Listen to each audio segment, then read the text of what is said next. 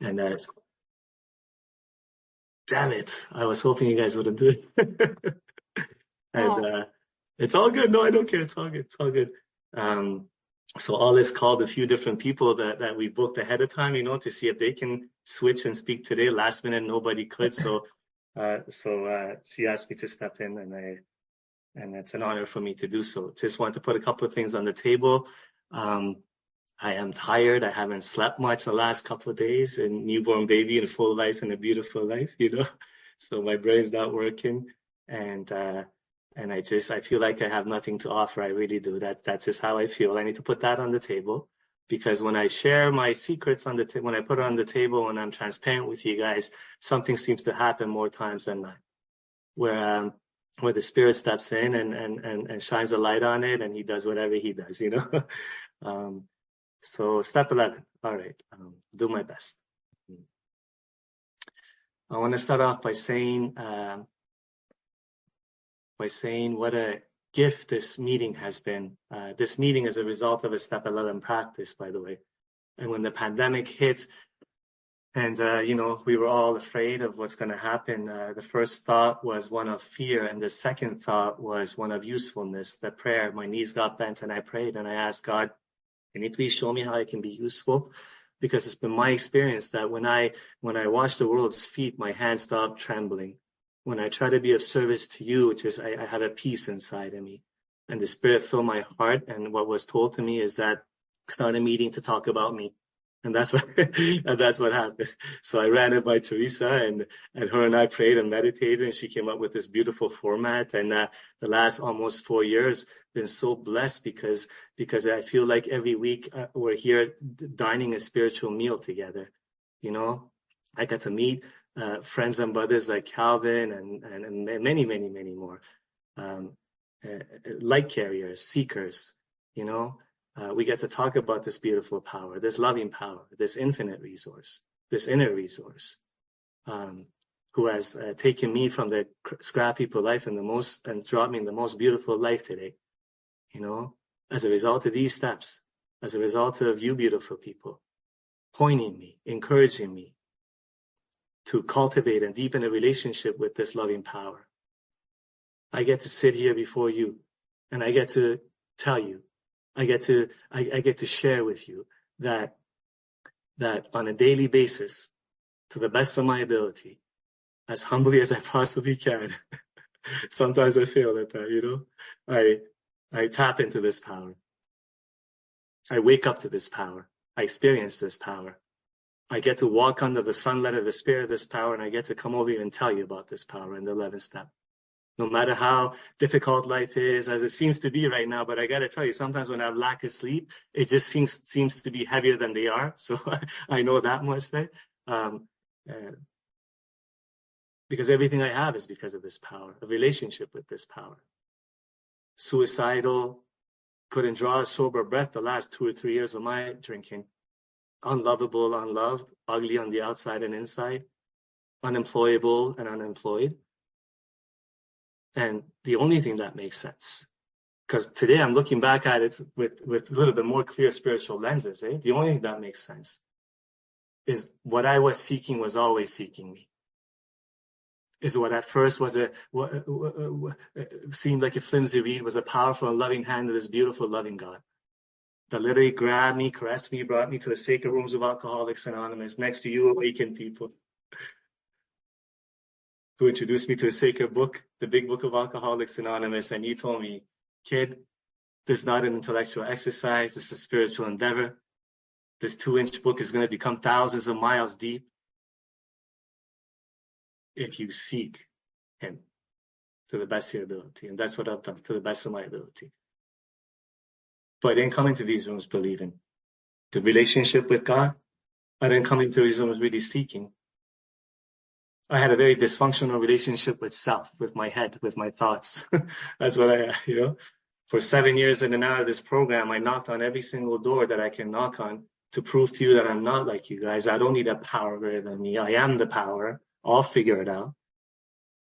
Chasing romantic relationships and jobs and accolades and acknowledgement, chasing. Every time I would reach a destination that I thought would fill this God-sized hole, this void inside of me, I would feel empty soon after. It was like putting an ice cube on a 3rd-degree burn of the soul for a couple of seconds. And then after, my mind is racing and I'm worried about what you think about me. I want to crawl out of my own skin. I want to kill myself. I want to drink. That was my life, you know? And for years, Ananias program, thinking I'm the power, trying to play the role of this power in your life, in everybody's life, in my own life. Until the disease of alcoholism beat out of me any idea that I had that I could do this life on my own. I was brought back here to you guys, a blank slate, humble, teachable, and you began to draw on me. You began to blow life into me with your kindness, with your love. Show me that we don't shoot the wounded here. Show me that no one's better than anyone else in Alcoholics Anonymous. We all walk shoulder to shoulder. Showing that the highest position anyone can ever have in the spiritual realm, in the realm of the spirit, is that of servant. You know? As a result of a relationship with this power. What you told me is that, Ali, when I came back and I was able and ready to listen to you, you said something that you probably were saying all along. That don't worry about trying to figure this thing out. You know, because my brain wants God on a spreadsheet. 1 + 1 + 2 + 3. It wants an answer, right? But it doesn't work that way. Because to know God, I got to be out of my mind. I got to be out of this mind. I got to transcend this thing, cognitive thinking. It's got to come from the heart. Only from the heart can you touch the sky, Rumi says.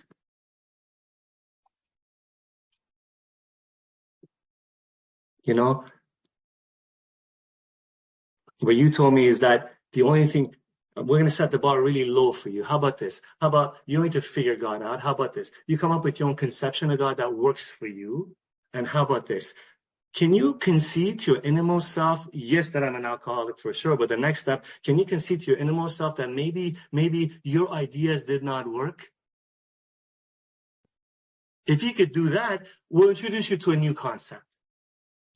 The God idea may work for you because it has for us. So you start to become the lights, the light carriers that will shine the God idea to me. Your ideas did not work, but the God idea will. Our ideas did not work, but the God idea did. So then I began a journey of a very scientific process, I think. It's not esoteric to me. It's not philosophical. It's not, I'm not going to use the term. Okay. That's a little rude. It's not, it's very practical. It's a scientific process. What I mean is this. I have gathered evidence in my own life the last few years through a series of actions that I keep doing and getting results for of the existence of a loving God in my life. Gathered evidence. You never told me to believe in anything. You just said, keep an open mind. Did your ideas work? No. Well, this God idea, man. And there were times where I was in the fetal position. And all I could come back to is that, you know what? At this time, I don't even know. But I'm going to act as if. I'm going to act as if God exists. And how I do that is I stay in the circle and triangle. I stay clean house, trust God, help others. I share myself honestly with you guys. I cultivate and deepen a relationship in this beautiful, with this beautiful, loving, forgiving power through prayer and meditation. And I get to experience His light again. You know, I act as if. That's all I have to do. Program of action. From the action, I get results. It's so simple, but I don't want to complicate it. I want to unpack it in front of you guys. I want to describe it to you. I want to show you. When I'm really spiritually asleep, I want to teach you. And you still don't shoot me. And you still pour love into me. And you're still kind to me. You know what I mean? That's God right there. I woke up when I was truly ready, and this teacher that God sent in my path, when I was brought back to the rooms of Alcoholics Anonymous, opened the big book of Alcoholics Anonymous with me when I was truly ready. So we went through the big book line by line. I'm not telling everybody to do that. That was just my experience. the big book started to become alive to me. Because what happened was that the gift of desperation, 7 years in and out, couple of suicide attempts in those 7 years, the window of the gift of desperation, met the window of the grace of God, and one of you sat at that window, one of his angels. And what you did for me is that you poured your experience on the pages of this book. And that's how it became alive to me. And I got to do the same. And as a result of these steps, I was set on fire immediately, right away. I'm still on fire. but see, not on fire like living a perfect life. On fire as in like I still have a deep yearning to get to know this, to deepen the relationship with this loving power. I have a deep yearning inside of me to be with you, to be closer to you, to be a better humble person. Just a little bit better today than I was yesterday. Inside of me. Because in every man, woman, and child, the guy is a fundamental idea of God, right? So that if God is inside of me, then God is inside of you. When I'm separate from you, I'm separate from this power. So I have a deep yearning inside of me to serve you. And I do it imperfectly. And I make mistakes. Thank God God doesn't make two hard turns for a broken soul like me. I pulled that card out a lot. You know? I'm sponsoring people first. Sorry, last minute. I didn't really get to meditate on a topic, so a step of that on my journey, I guess. You know, it's coming out. It is what it is.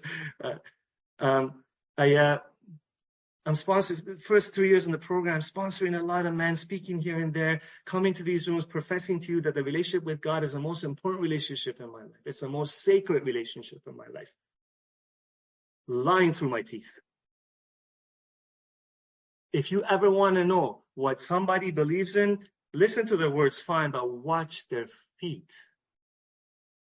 Calvin knows about that. He's a boots on the ground kind of brother. Calvin knows about that. So if you were to watch my feet, you would have seen that I'm giving God very little time throughout the day. This relationship that I profess to you guys that has transformed my life. Look at the beautiful life I lead, right? I'm still doing it 3 years in. Quick little prayer in the morning. Please keep me sober. And at night, thank you for keeping me sober. Now, please, I always need to say this when it comes out this way. Please, I don't mean this as disrespect to anybody that's doing that. God bless you if it's working for you. All I'm saying is that for me, what I found is that this path is so broad and roomy that when I take a small 24-hour humble step forward each time, it gets narrower and narrower and narrower. One of the ways it narrows for me and my elders is that I can no longer get away with not doing what the big book suggests for too long. Step 11 suggests prayer and meditation. And old-timers saw me at these meetings, eh? One of you loving old-timers. You saw me. You didn't embarrass me in front of people. You knew I was lying, but you knew that I didn't even know that I was lying. You know what I mean? You pulled me aside and said, Ali, that's interesting. So you mean to tell me that the relationship with your wife, with God is the most important relationship in your life? Yes. Yes. Okay. Well, I want you to consider something. What other relationship is important in your life? Afsi, my wife. What this old timer said to me is that, well, I want you to consider this. If you give Afsi, your wife, the same amount of time on a daily basis that you're giving God, she would divorce you. Imagine me and Afsi, the last 11 years of marriage. If all I did to communicate with her, good morning, honey. Good night, honey. Keep you sober, God.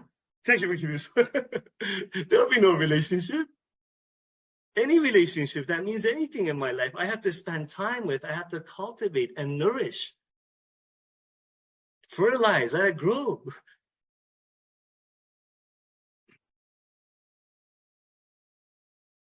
You know? And see, I have found that every time, this is a good barometer for me, okay? I don't know if anyone else can use this, but when I'm feeling uneasy and I start to feel like a fraud, somehow, some way, my walk and my talk are diverging, starting to part and go opposite directions. So when I'm coming to these rooms telling you that the relationship with God is the most important relationship of my life, and I don't have a prayer meditative life, I start to feel like a fraud inside these rooms. The disease of alcoholism is talking to me. You're a loser. Look at you. I start to become really rigid in this program. I start to tell people that they're doing it wrong. I start to go line by line in Step 11 workshops and unpack it as if like I am the one that knows everything. Meanwhile, I'm not doing anything. So I have to put up a front like that because that's how this illness works. On me. I'm not saying on you, on me. On me. Woo, loving God.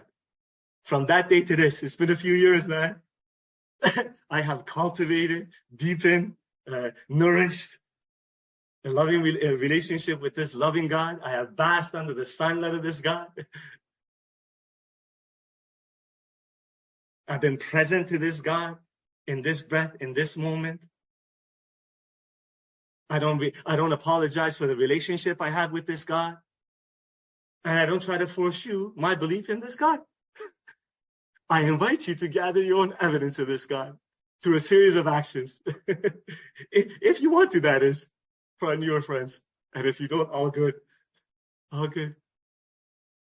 A prayer life has grown around me. A meditative life the last few years, 8 years or so, has grown around me. Organically. I spend time with this power.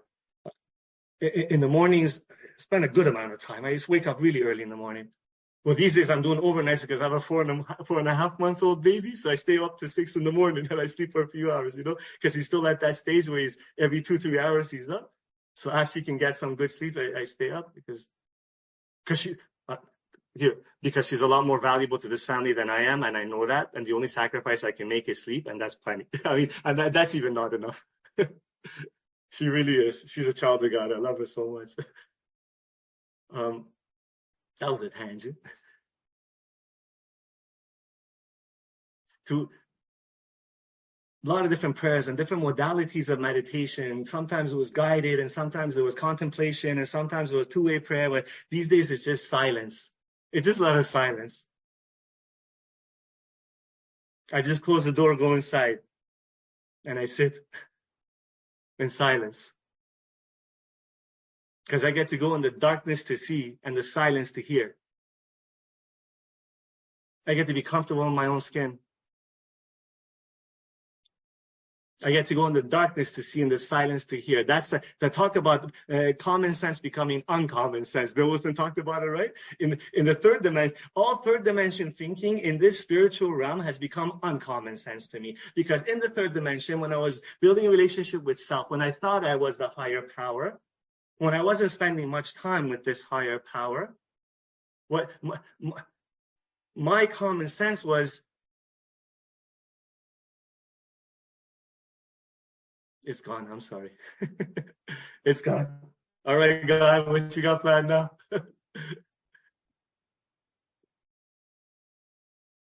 Oh, my common sense was that I literally thought I really thought I'm living life with open eyes and open ears and an open heart. I didn't know I was, not the spiritual teacher talks about, I didn't know I was sleepwalking thinking I'm awake.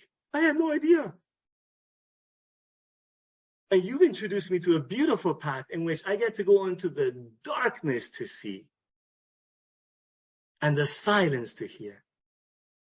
One time it was early in the morning. I was working construction back then, a few years back, right? And you got to wake up really, really early for construction. So I had to wake up extra early to sit in prayer and meditation. I'm sitting in prayer and meditation. After some time, the voice I've come to know this voice. Like I don't hear it audibly. Some may, nothing wrong with that. I hear it in my cells. They start to scream at me. And what is said to me was, go and tell Afsi that everything's going to be okay.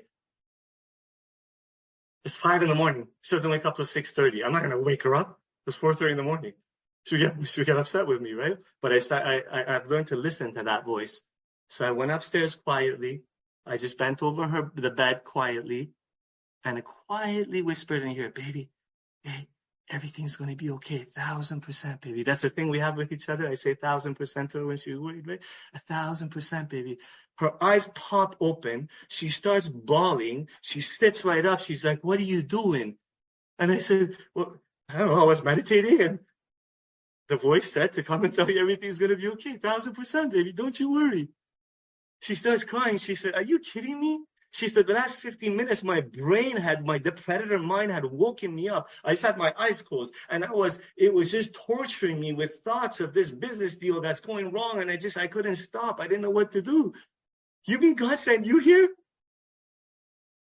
She gives me a big hug. I give her a big kiss. I go to my work and she calls me during my break. He said, you don't understand what happened. When you did that, it was like God spoke to me and all my fears fell from me. And when my mom, because my mother-in-law lives with us, she says, Mommy woke up and I went to her room and I gave her a big hug. And the whole day I just been giving people love and love and love and love and love and love and love. And I became present to this truth, to this fact that the only thing I need to know the only thing I need to know, do in this world is to help his kids. You want to get to know me? Help my kids? Really, you want to get to know me? Well, here's a difficult situation. Help my kids. The poet Rumi says, being a candle is not easy. In order to give light, one must burn first. You want to get to know me? Here's a difficult situation. Seek me now.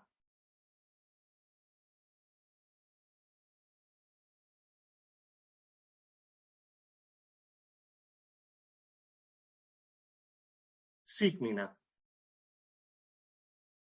Somehow, some way, as a result of very imperfectly trying to cultivate a relationship with this loving power, somehow, some way, I don't know when it happened, I don't know how it happened, but I know it happened. This world stopped happening to me.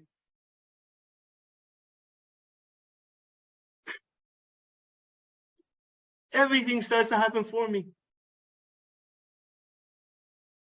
Everything. Everything is a message. Everyone's a messenger. Doesn't matter if I don't like the way they're giving me the message. Doesn't matter even if they're asleep to the message they're giving me. I don't care. Everyone's a message. Everyone's a messenger. My life has meaning and purpose because of that. Because I'm to be a channel. I made a deal with the third step with this power. The deal was, God, I've destroyed my life sober. Okay. I've destroyed my life sober. Never mind drinking.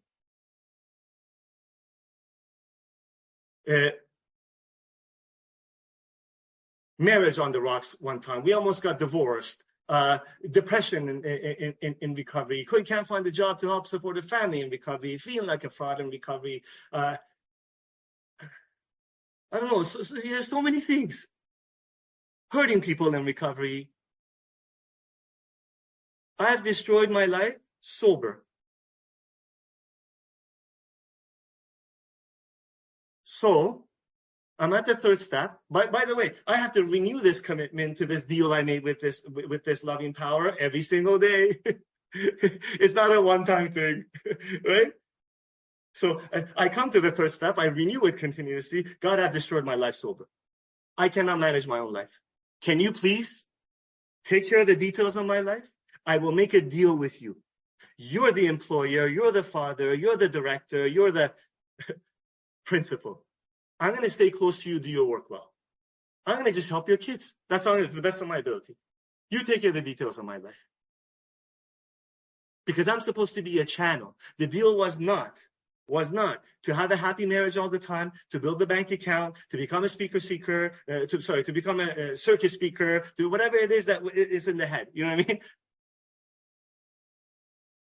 None of that was a deal. I destroyed my life sober or drunk. I give up. Please take over. I'm going to be your servant. And everything I will do from now on in my life is to serve you and your kids. And by the way, I fall asleep to that at times, but I have you guys to remind me of that. I have you guys to demonstrate for me what it looks like when you do that. Because I'm to be a channel. And the flow of God's love, this flow of God energy, if I'm a channel, if I'm a pipe coming from a well, the flow is supposed to flow through me into the lives of others. That's how I get present to bliss and love. Because when I'm in my purpose, when I'm praying, meditating to show you how spiritual I am, and needing to definitely make sure to speak at every every talk I do on step 11, how long I meditate when it's not asked of me, when I need to do that constantly, when I need for you to look at me and put me on a pedestal. That flow of God's love that God has gifted me with, it becomes like a swamp. It starts to stink. And I start to choke on it. It's got to flow through me, man, like a clean river. It's got to be about his kids. I pray and meditate because I want to see what his will is for me to help his kids. That's it. End of story, period. Exclamation point. You know? I was having trouble finding a job early on to help support a family. I remember one of these times I was sitting in meditation early in the morning, asking him. My prayers are about usefulness because you've taught me. Every single prayer in the big book is about usefulness to one degree or another, you know? Usefulness, God, usefulness, help me be useful. God, I'm afraid. I want to stop fighting with AFSI over the bills. I feel like I'm not a real father, a real man. Can you please help me? All I'm asking is that just whatever you do with my finance and my career, just please put me in a place where I can be of maximum service to you and the people about me. That's all I ask you. In my own way, different prayers, voice the idea. The words don't even matter. I got to voice the idea from my heart, right? So I say that prayer, and that day I'm working, I was like digging ditches, whatever I was doing. And the intuitive thought came, what I need you to do is go volunteer at a 12-step base treatment center. I know that's an outside issue. I understand. I'm not going to talk about treatment centers, right? 12-step base treatment center. So I go to this, I few phone calls here and there and volunteer, but God, I asked you for a job that I can support my family. Volunteer? All right. So I go to this, I find this 12-step base treatment center. I make an appointment with the manager. I sit down at in his office and we start to talk about this and that. And they had a list of like criteria that one needs to meet even to volunteer. And I didn't meet a couple of them, right? And then he was, although the interaction was good, he was just, I guess he was busy and he just wasn't like, he was sort of dismissing me in a kind way, but just like, you know, maybe you get those criteria met and then you can come, right? And then I get to watch his power. I get to watch his power do for me what I cannot do for myself. I get to watch this power when he has work for me to do. I get to watch the walls come down every single time. 3 of his most senior counselors walk in his office, one by one, 30 seconds apart. I had no idea. They had no idea I was there. One of them I knew, 2 of them I didn't know. They walk in his office with some emergency that they had. They would never, I found out later, they would never just, you know, that just doesn't happen. They turn around, they see me in the seat, and every single one of them, are you kidding me? Ali, what are you doing here? I know you from this. And then you don't understand, Kevin. This guy, you got to. They left, and his jaw dropped. And he's like, I guess God plans for you, eh? You're probably staying here. I said, all right, man. So I stayed at this place, and I started to do big book stuff, classes. You know, just they do the first 3 steps at these places. Right? I'm volunteering, right? So I'm doing just the first 2 steps or 3 steps, and I start to talk about God, and I start to watch. Thank you, John. Thanks, brother. I start to watch the eyes of these men light up. It was a men's treatment center, and they start to come to me after. Can you help us do whatever it is that you're talking about, your experiences? I start to get sponsees over there and just volunteer on my own time. We go listen to 5th steps and 1st step. And you know what happened? So after about a year of doing this, he comes to me, the manager, and says, would you like to come on board? But I don't have a degree. You need a degree for that place, eh? I don't have a degree. He's like, I don't care. I've seen enough. I'm going to pull some strings with my manager. He brings me on board. I start to work there for a couple of years. But the point is this. The point is that, and they don't pay much at these places, man, especially, it's a non-for-profit one. They don't pay much, right? So, but the point of that is this. See, I asked him to take care of the details of my life and allow me to be of service to you. Put me where I'll be maximum service to you. Throughout this 2 or 3 years of volunteering and working there, all my bills are paid. I have very little fear of financial insecurity, even though I have plenty of financial insecurity, and I'm walking in bliss. Because when he has work for you, the walls come down. There's so many examples. There's so many examples.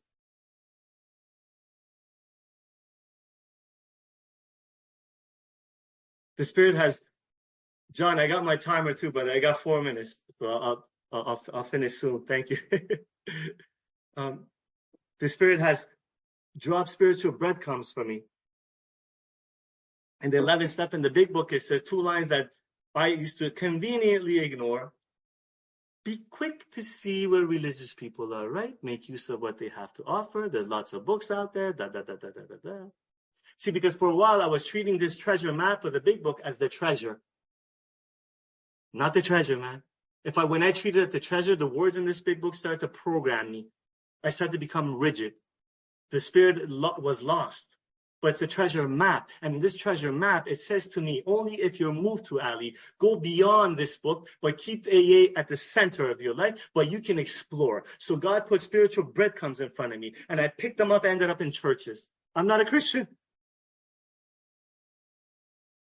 I make friends with a reverend, and we did a Bible study in his home with his family and friends for like 10 weeks. The book of Matthew, whatever. It was fantastic. I loved it. I'm still not a Christian. I ended up in mosques and churches and Eckhart Tolle and Thomas Merton and Anthony DeMello and Rumi and Hafid. The universe of God, man. If I can contain this loving power in the book ends of this sacred big book, then my God ain't big enough. I'm sorry. And I'm not pleased please don't misunderstand. I'm not saying everyone's got to go explore. No. But if you're moved to, I got to explore, man. That's what I did. I want to share, and I'll end with this, just one of my most profound spiritual experiences in the last few years that I don't usually share, because I thought I was going crazy. 2000, at the end of August, beginning of September 2012, I was in a deep meditation, and the cells in my body started to scream at me. This is the last day of your life. Like I'm telling you, I heard it. This is the last day of your life. This is all that there is in this moment. How do you want to be remembered? What do you want to pack into the stream of life? And I became present to that Rumi line that says, you're not a drop in the ocean, you're an ocean in a drop. That God is in this moment, right here, right now. And for the next 3.5 to 4 weeks, I walked around from the moment I opened up my eyes to the moment I closed my eyes at night. I felt like I was on 5 hits of ecstasy. I would walk around. I just wanted to give people love. It was just the craziest thing. And I was just smiling all the time. I would watch people, and I would walk by and they're smiling.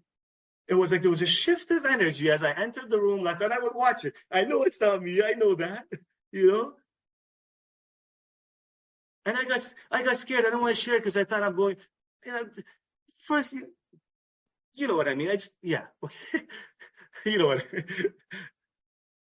So I would share just a couple of people. I shared first my sponsor, then my wife, and I slowly I shared with Teresa. I shared with my brother Calvin one time, right? Just a little bit.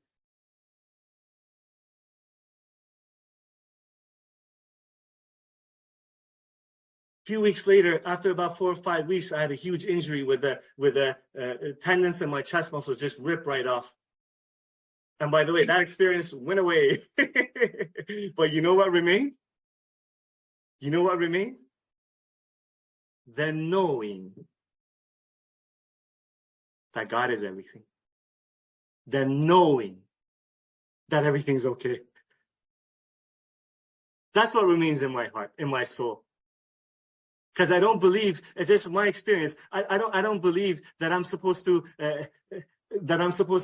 be walking on water and bliss all the time, because that would not make me useful to other people. The big book says, we're sure God wants your head in the clouds with him, but your feet right here on earth. That's where your fellow travelers live. Because it's in the gash in the armor and the wounds in the psyche and all the brokenness and all the pain that he gets to shine through. So I'm back on earth. I'm not in 5 hits of ecstasy anymore. And I'm a little tired these days. And I'm a little bit low today. I was. And I want to thank you for your kindness, for your generosity. That's all I have to do. Thank you so much. Oh, God. Thank you, Ali.